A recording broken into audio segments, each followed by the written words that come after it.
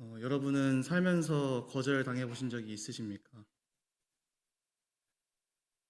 사실 제가 물어보다 마나 우리 삶에 거절당한 적은 수도 없이 많을 것입니다.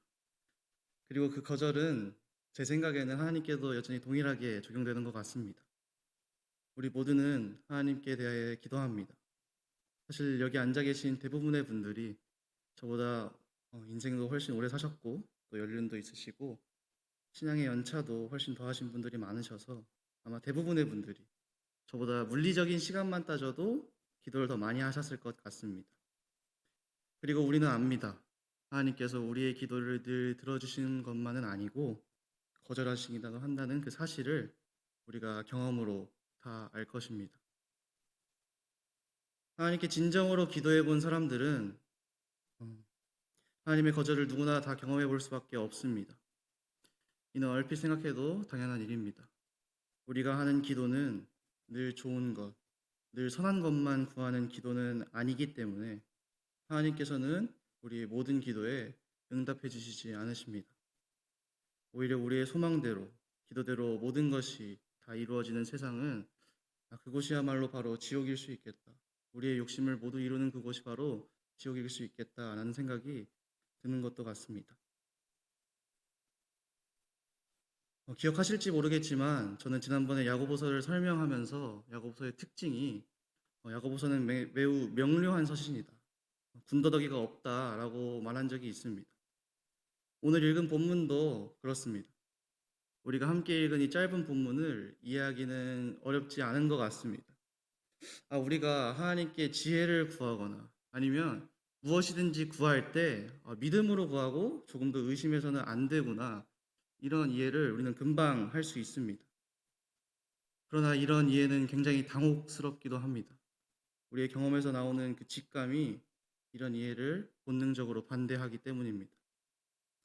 하나님께 무엇인가를 구했는데 침묵하시거나 거절하신 적이 또 얼마나 많은지, 그 경험을 생각해 보면 우리가 함께 읽은 이 본문은 매우 매우 당혹스러운 본문입니다. 심지어 7절에서는 이렇게 말하고 있습니다. 의심하는 자는 무엇이든지 주께 얻기를 생각하지 말라, 이렇게까지도 말하고 있는데 이 본문은 하나님께서 우리의 기도를 거절하실 수도 있다라는 그 당연한, 어떻게 보면 상식을 저버리고 우리가 구하는 모든 기도의 제목대로 하나님께서 이루어 주실 거야, 반드시 이루어 주실 거야 라는 그런 요상한 믿음, 이상한 믿음을 붙들라고 만드는 것 같습니다. 하지만 제 경험상 이런 요상한 믿음은 우리를 불안하게만 만들 뿐입니다. 적어도 저에게는 그랬었습니다. 저는 야고보서를 작년에 굉장히 많이 좋아했어서 작년에 많이 읽었었는데 이 본문을 읽을 때마다 뭔가 제게 좀 이해도 잘 안 되고 좀 비상식적인 내용을 좀 말하는 것 같아서 약간의 불편함을 주는 본문이기도 했습니다. 성경에서도 하나님께 기도했던 다양한 사람들이 나옵니다. 먼저 다윗 같은 경우, 다윗의 기도가 있는데 하나님께 기도했을 때 하나님의 응답이 굉장히 빨리 됐었습니다. 사무엘하 2장과 5장에서는 다윗이 드렸던 기도, 근데 거의 대화 수준이라고 볼 수 있을 정도로 굉장히 빨리 진행이 됐는데 다윗의 기도가 나옵니다. 사무엘하 2장 1절에 나오는 그 본문을 제가 읽어드리도록 하겠습니다. 그의 다윗이 여호와께 여쭈어 아뢰되 내가 유다 한 성읍으로 올라가리이까. 여호와께서 이르시되 올라가라. 다윗이 아뢰되 어디로 가리이까. 이르시되 헤브론으로 갈지니라. 다음 5장 바로 보도록 하겠습니다. 5장입니다.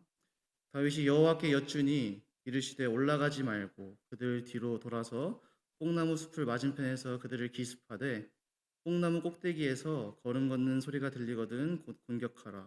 그때 여호와가 너보다 앞서 나아가서 블레셋 군대를 치리라 하신지라.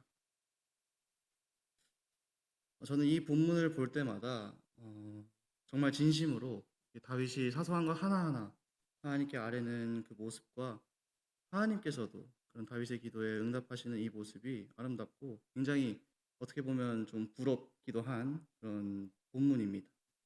저도 다윗처럼 하나하나 이렇게 아뢰는 삶을 살고 싶습니다.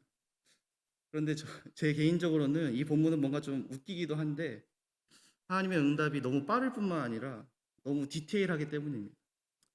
특히 이제 5장을 보면 하나님께서 다윗이 블레셋 사람들과 어떻게 전투해야 되는지 전투 전략을 직접 알려주십니다. 직접 올라가서 대면에서 전투하지 말고 뒤로 돌아서 뽕나무, 저는 이 어감도 웃긴 것 같습니다. 뽕나무 숲을 맞은편에서 매복하고 있다가 걸음 소리가 들리면 공격하라. 저는 이 본문을 보면 진짜 좀 웃기고 뭔가 좀 경악스럽습니다. 제가 알고 경험한 하나님과는 뭔가 완전히 딴판이시기 때문입니다. 제게 하나님은 제가 기도하면 뭔가 굉장히 간접적으로 돌려서 응답하시고 사람들과 상황들을 통해서 하나님의 뜻을 어떻게 보면 좀 꽁꽁 숨겨 놓으셔서 어느 정도는 내가 하나님의 뜻을 좀 눈치껏 찾아야 되는 약간 겉과 속이 다른 충청도스러운 하나님이시기 때문입니다. 근데 다윗에게 이렇게 디테일하게 하나하나 다 설명하신 모습을 보면 정말로 하나님께 뭐 배신감이 들기도 하는 것 같습니다. 농담하고 있는 겁니다. 네. 진짜로 그런 건 아니고, 네. 우리 하나님 이렇게도 하실 수 있는 분인데 왜 나한테는 이렇게 안 해주시나? 나한테는 이렇게 눈치껏 맨날 알아서 찾으라고 하시는지 진짜 서운한 것 같습니다. 저와 여러분 사실 모두 마찬가지겠지만 아마 이런 다윗 같은 일들은 사실 우리 삶에 굉장히 제한적으로 일어나고 아마 경험하기가 거의 힘들 것이라고 생각이 듭니다. 다윗의 기도 같은 경우에는 하나님과의 어떤 응답이 굉장히 빨리 이루어졌던 반면에 성경에는 반대로 거절당한 이야기도 나오고 있습니다. 거절당한 기도도 나오고 있습니다. 고린도후서 12장에서는 바울은 자신에게 있는 육체의 가시가 자신이 하고 있는 사도의 사역을 위해서 떠나게 해달라고 하나님께 3번 간구했다라고 말하고 있습니다. 그런데 하나님께서는 이 기도를 거절하셨습니다. 이건 바울이 자신이 단순한 사리사욕 때문에 구한 것이 아니라 주의 사역, 하나님의 사역을 위한 것이었음에도 불구하고 그렇게 구한 것이었음에도 불구하고 하나님께서는 바울의 기도를 거절하십니다. 고린도후서 12장 9절에서는 이렇게 말하고 있습니다. 내 은혜가 내게 족하도다. 이는 내 능력이 약한 데서 온전하여 짐이라. 물론 이 하나님의 말씀은 당연히 우리에게 아멘입니다. 그리고 참 은혜가 되지만 오늘 제가 주목해보고 싶은 것은 바울의 기도가 지금 거절당했다라는 것입니다. 이 응답이 바울에게나 지금 또 오늘 살아가는 우리에게 정말 큰 은혜가 된다라고 하더라도 하나님의 응답은 분명 no, 아니였습니다. 좀 더 강력한 사례가 있습니다.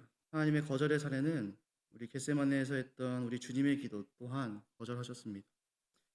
주님께서는 십자가 사역을 앞두고 힘쓰고 애써서 더욱 간절히 땀방울이 핏방울이 되기까지 기도하셨다라고 누가복음에서는 그렇게 말하고 있습니다.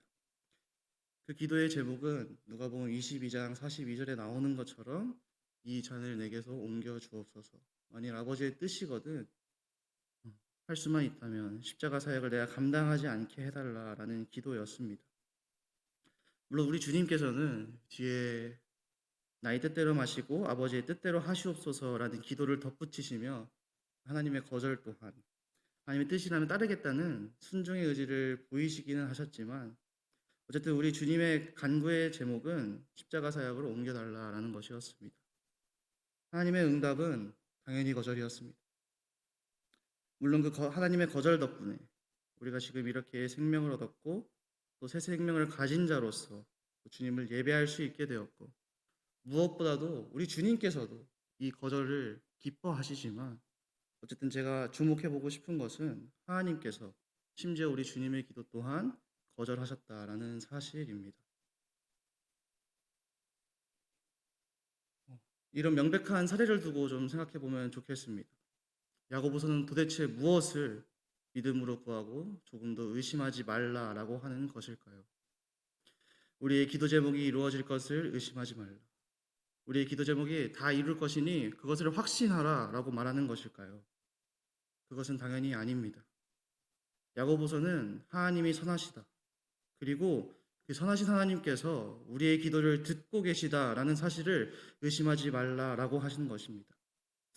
야고보서는 1차원적이고 단순한 믿음, 하나님께 아뢰는 우리의 희망사항이나 우리가 원하는 모든 것이 그대로 완전히 다 이루어질 것이라는 그런 이상한 믿음을 가르치는 것이 아니라 훨씬 더 고차원적이고 깊은 믿음, 우리가 무엇을 구하고 또 무엇을 아뢰고 무엇을 바라고 소망한다라고 할지라도 그렇게 하나님께 기도하는 그 모든 순간마다 하나님의 선하심을 의심하지 말라라고 하는 것입니다.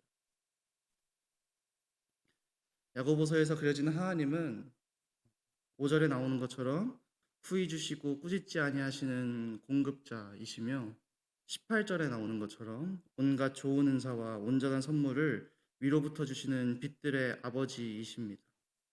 하나님께서 우리에게 악하고 나쁜 것을 주시는 경우는 정말 단언컨대 단 한 경우도 없을 것입니다. 이것은 우리 주님의 가르침과도 같습니다. 마태복음 7장에서 우리 주님께서는 하나님께 구하라, 너희가 찾으라, 문을 두드리라 라고 말씀하시면서 그 근거를 7장 11절에서 이렇게 말하고 있습니다. 마태복음 7장 11절을 우리가 함께 한 목소리로 읽으면 좋겠습니다. 시작. 너희가 악한 자라도 좋은 것으로 자식에게 줄 알거든 하물며 하늘에 계신 너희 아버지께서 구하는 자에게 좋은 것으로 주시지 않겠느냐. 아멘. 우리가 하나님께 구할 수 있는 이유, 또 구해야만 하는 이유를 예수님께서는 하나님이 구하는 자에게 좋은 것을 주시는 분이기 때문이라고 설명하고 있습니다. 우리가 구하는 대로 족족 주시고 우리가 원하는 모든 것을 다 주시는 분이기 때문에 구하라는 것이 아니라 하나님께서 좋은 것을 주시는 분이기 때문에 구하라고 말하는 것입니다. 우리도 악한 자입니다. 악한 자지만 내 자식에게만큼은 있는 대로 좋은 것을 주고 싶어 합니다. 물론 저는 부모가 아니라서 이 마음에 완벽히 공감할 수는 없지만, 그러나 우리는 미련하고 또 하나님처럼 전능하지 못해서 무엇이 좋은 것인지 분별할 수 없을 때도 있을 뿐더러 설령 무엇이 좋은 것일지 안다고 할지라도 줄 수 없는 경우도 허다합니다. 그러나 우리 하나님은 무엇이 좋고 선한 것인지 완벽하게 분별하실 수 있는 전지하신 분이며 그렇게 선한 것을 주고자 하시면 무조건 주실 수 있는 전능하신 분입니다. 다시 한번 강조해서 말하면 하나님께서 우리에게 악한 것, 나쁜 것, 우리 영혼을 망치게 되는 것, 우리 영혼을 파멸시키는 것을 주시는 경우는 정말 단 한 경우도 없습니다. 하나님께서는 선하신 분이시기 때문입니다. 오늘 야고보서는 이 사실을 믿으라. 하나님께서 선하시다는 것을 믿으라. 그리고 그것을 조금 더 의심하지 말라라고 다소 강하게 말하고 있는 것입니다. 하나님의 선하심을 의심하는 자는 하나님께로부터 아무것도 얻을 수 없습니다. 사실 당연한 이야기입니다. 내가 간구하는 대상을 신뢰하지 않는 사람은 설령 간구했던 바람대로 이루어진다고 하더라도 그것이 내가 간구했기 때문에, 간구했던 하나님 때문에 되었다라고 생각하지 않을 것이기 때문입니다. 야고보서는 바로 이 부분을 지적하고 있습니다. 기도를 하기는 하는데 우리가 기도하고 있는 그 하나님이 선하시다라는 것을 믿지 못하고 의심하는 자, 하나님께서 항상 좋은 것을 주신다는 것을 믿지 못하고 의심하는 자는 하나님께로부터 결코 아무것도 얻을 수 없다라는 것을 또한 강조해서 말하고 있습니다. 이런 의심하는 자를 두고 야고보서 1장 8절에서는 두 마음을 품은 자라고 말하고 있습니다. 이 두 마음이라고 번역된 단어는 헬라어로 딥시코스라고 합니다. 이 단어는 야고보서에서만 등장합니다. 그래서 아마 야고보가 이런 의심하는 자를 표현하기 위해서 만들어낸 단어인 것 같습니다. 물론 이제 두 마음에 관한 경고는 시편에서도 나오고 이제 그 전에 없었던 것은 아니었습니다만 야고보가 이런 생각이나 사상들을 표현하는 단어를 만들어낸 것 같습니다. 이 단어를 조금 어원적으로 저희가 좀 살펴보면 영혼을 뜻하는 프시케라는 그 헬라어 단어 앞에 둘이나 이제 나뉜 것을 뜻하는 접두사 D가 붙은 형태입니다. 그래서 딥시코스라고 하면 영혼이 둘로 나뉜 자를 어원적으로 봤을 땐 그렇게 지칭하게 되는 것입니다.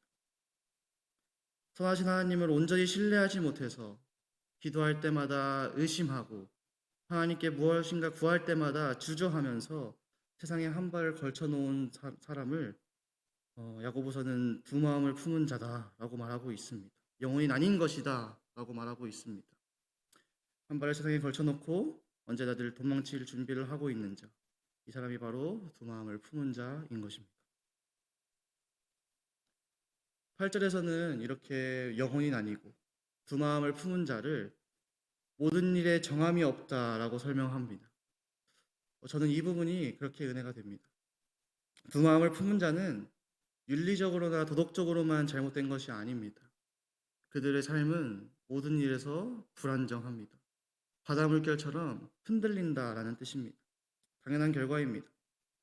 양다리를 걸치는 것은 굉장히 피곤한 일이기 때문입니다.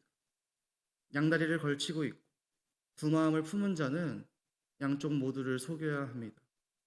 한 발은 주님께, 한 발은 세상에 걸치고 있는 자는 세상에게도 주님에게도 환영받을 수가 없습니다. 그렇게 두 마음을 품는다는 것은 굉장히 불안정하고 불행한 일이 아닐 수 없습니다. 의심하는 자는 두 마음을 품어서 모든 일에 안정됨이 없는 자다라고 말하는 이 야고보서의 진단은 우리의 관절과 골수를 찔러 쪼개는 매우 정확한 진단인 것입니다. 야고보서에서는 이런 진단에 이어서 처방을 명시적으로 하고 있지는 않습니다. 그러나 암시되어 있는 처방은 당연히 선하신 하나님을 믿으라라는 것입니다. 차라리 선하신 하나님을 믿는 일이 훨씬 더 안정감이 있는 일이고 훨씬 더 안전한 길이라는 뜻입니다. 야고보서는 단순히 윤리적으로나 도덕적으로 두 마음을 품는 것이 잘못이기 때문에 두 마음 품지 말라고 말하는 것이 아닙니다.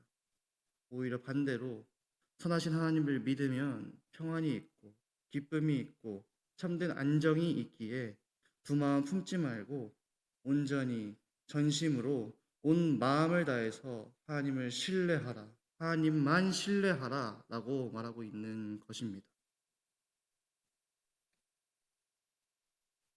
여기까지 우리가 함께 달려오면서 우리는 이제 기도의 문제를 넘어섰습니다. 야고보서는 단순히 기도와 간구에 대해서만 말하고 있는 것이 아닙니다.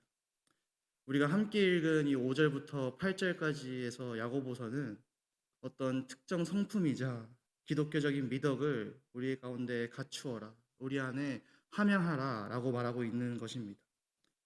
제가 지난번에 함께 살펴봤던 2절부터 4절까지 그 성품과 미덕은 인내였습니다. 그리고 이어지는 5절과 8절까지 야고보서가 말하고 싶은 그 성품이자 미덕은 충성입니다. 선하신 하나님께 충성하라는 것입니다. 하나님께 충성하고 하나님을 온전히 신뢰하고 또 우리의 마음을 조각조각 나눠서 우리의 영혼을 조각조각 나눠서 일부만 하나님께 드리는 것이 아니라 우리의 온 마음을 드릴 때 비로소 우리의 기도가 기도다워지고 우리의 삶이 하나님의 자녀의 삶답게 되어지고 안정되고 평안하고 기쁨이 있을 것이다 라고 말하고 있는 것입니다. 이 충성 속에 참 자유가 있음을 믿습니다. 그리고 우리는 충성할 수 있는 분명한 이유가 있습니다. 그것은 우리의 충성의 대상께서는 우리를 극진히 사랑하시며 우리를 밤낮으로 눈동자같이 지키시고 졸지도 주무시지도 않고 우리의 필요에 민감하게 반응하시는 그런 공급자이시며 또한 우리의 대적을 사르시는 소멸하는 불이시자 온갖 좋은 은사와 온전한 선물을 위로부터 하늘로부터 내려주시는 빛들의 아버지이시기 때문입니다. 그 좋은 것을 주시는 빛들의 아버지께서는 우리의 기도와 간구를 또는 우리의 계획과 생각을 우리의 소원을 거절하시기도 하십니다. 우리는 거절이 두렵습니다. 당연히 거절은 두려운 일일 것입니다. 아무도 거절당하고 싶은 사람은 없습니다. 사람 앞에 거절당하는 것은 말할 필요도 없이 굉장히 두려운 일입니다. 아니 오히려 그에 못지않게 하나님 앞에 거절당하는 것 또한 굉장히 두려운 일일 것입니다. 아니 오히려 하나님 앞에 거절당하는 일은 그분이 전지전능한 분이시기에 더욱 두려운 일입니다. 그러나 우리는 오늘 말씀을 통해서 분명히 믿어야 될 사실이 있습니다. 그것은 무엇이냐? 하나님께서 정말 선하신 분이시며 정말 우리를 위한 것만, 우리의 영혼을 위한 것만, 우리의 영혼을 만족시키는 그 모든 것만, 좋은 것만 주시는 분이라는 것이 정말 사실이라면 하나님의 거절과 하나님의 침묵은 정말 우리에게 좋은 일이라는 것입니다.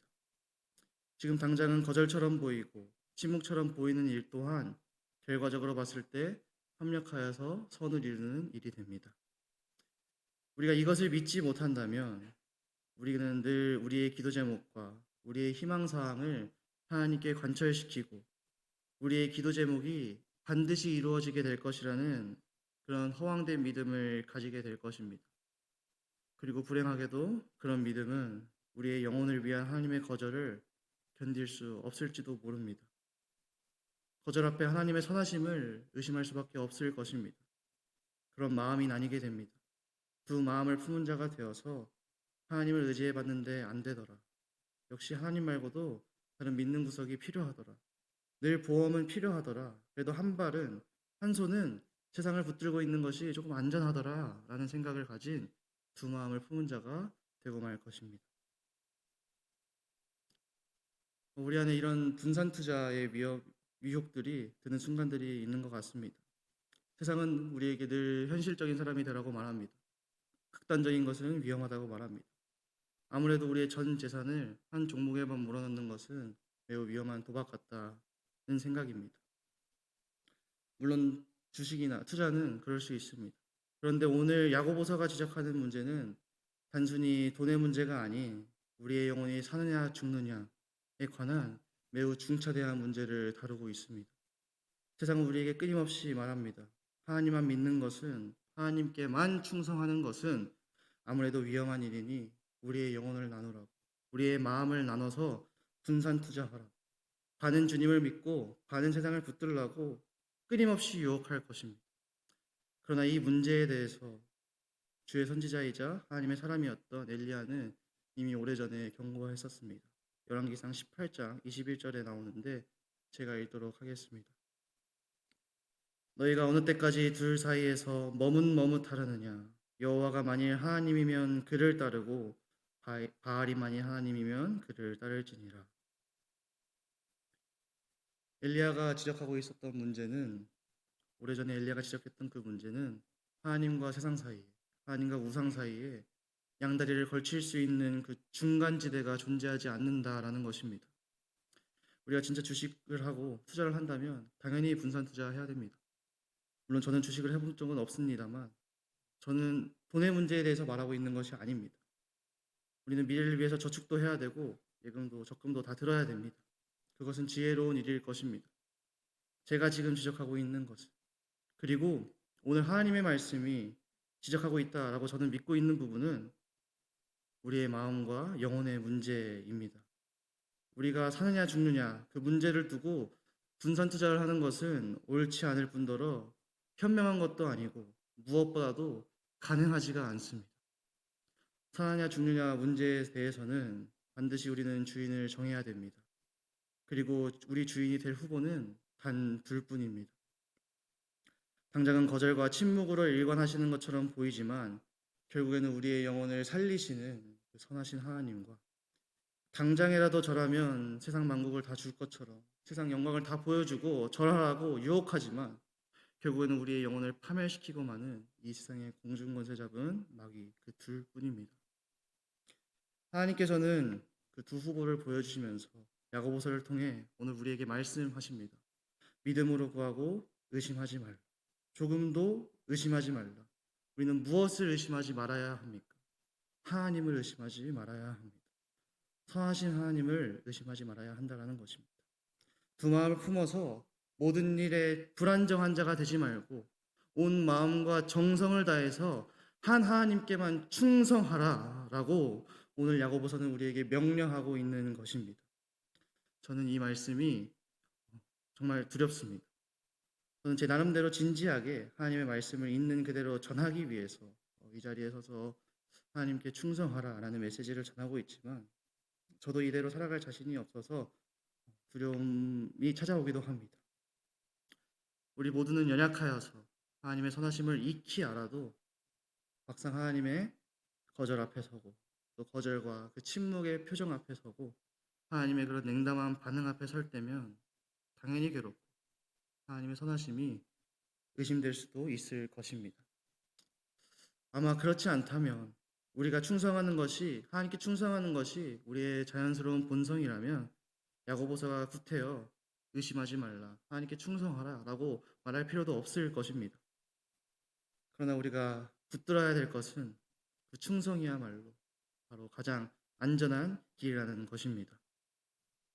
하나님은 하나님은 친히 길이 되어 주셔서 내가 길이요 진리요 생명이다라고 말씀해 주셨고, 하나님께 충성하는 우리가 그 생명의 길에서 좌로나 우로나 치우칠 때마다 뒤에서 이 길이 정도니 이 길이 정로니 바른 길이니 이 길로 가라라고 말씀해 주시는 참 교사이자 스승의 역할을 하시고, 우리에게 늘 좋은 것만 주시는 빛들의 아버지시기에 우리의 대상이 되실 수 있는 유일한 존재이실 것입니다.